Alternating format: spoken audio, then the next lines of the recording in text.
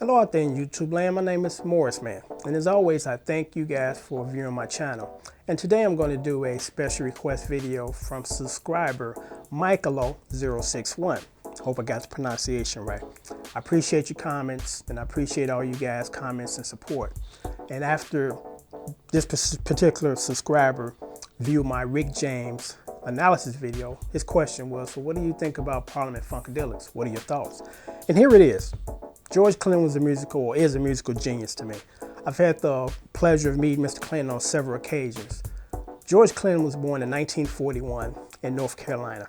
And in the late 50s, he formed a doo-wop group, which was inspired by, at the time, his favorite group at that time, which was Frankie Lymon and the Teenagers. And the name of the group that Mr. Clinton formed was called the Parliament.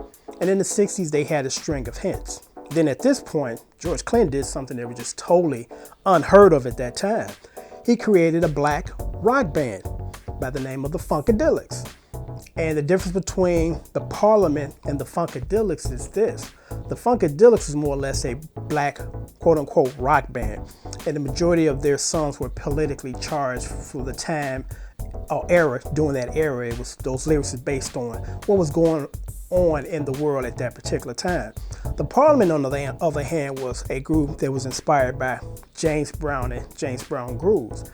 They more or less focused on concept of harmonies and vocals. So that's really the difference. And what's interesting about both groups that a lot of people don't realize, because as a kid, I used to read the album cover sleeves on everything that I used to listen to.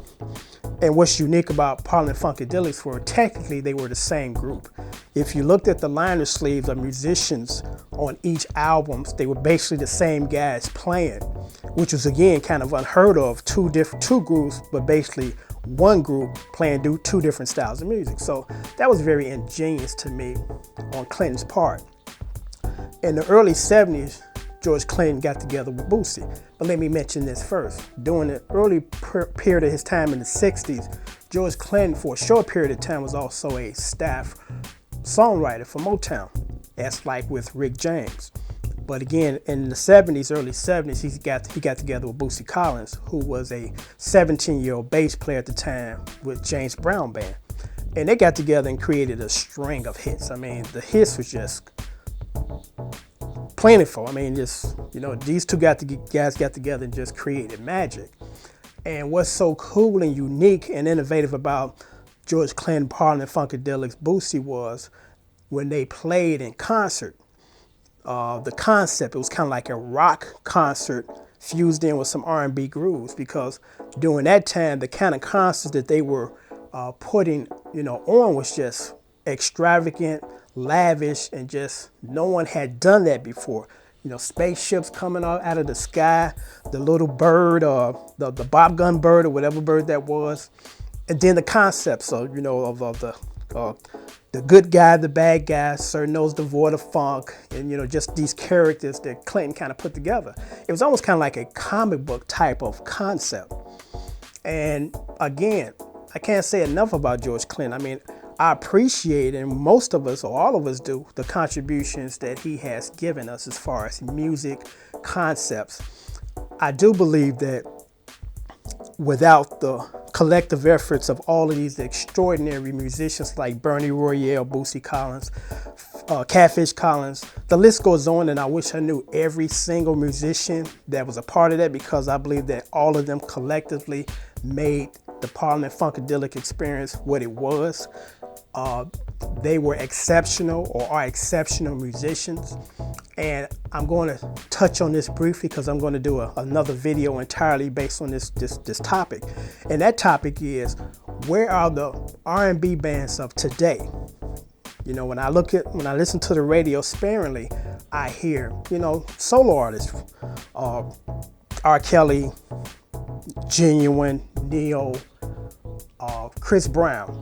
These are basically solo artists. But where are the young 20-something-year-old black guys that have a band, that play guitar, piano, drums, and have a lead singer? The band that comes to mind as far as a recent quote-unquote black band is Mint Condition, but they've been around over 20 years, so they're technically not a new band. So my question I throw out there is, where are the R&B bands of today? Because the majority of the R&B artists are solo artists. And if they're not singing, they're rapping or creating beats, which is great.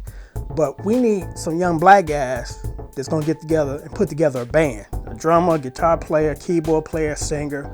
Where is that? I mean, I hope that style of music is not dying, because rock music is still producing great bands and great solo artists. So my question that I throw out there is, where are the R&B bands? But getting back to Clinton, again, very creative, very unique artist. We appreciate the contributions that he has given us musically. We love his music, the concepts. And I guess on that note, I'm going to sign off.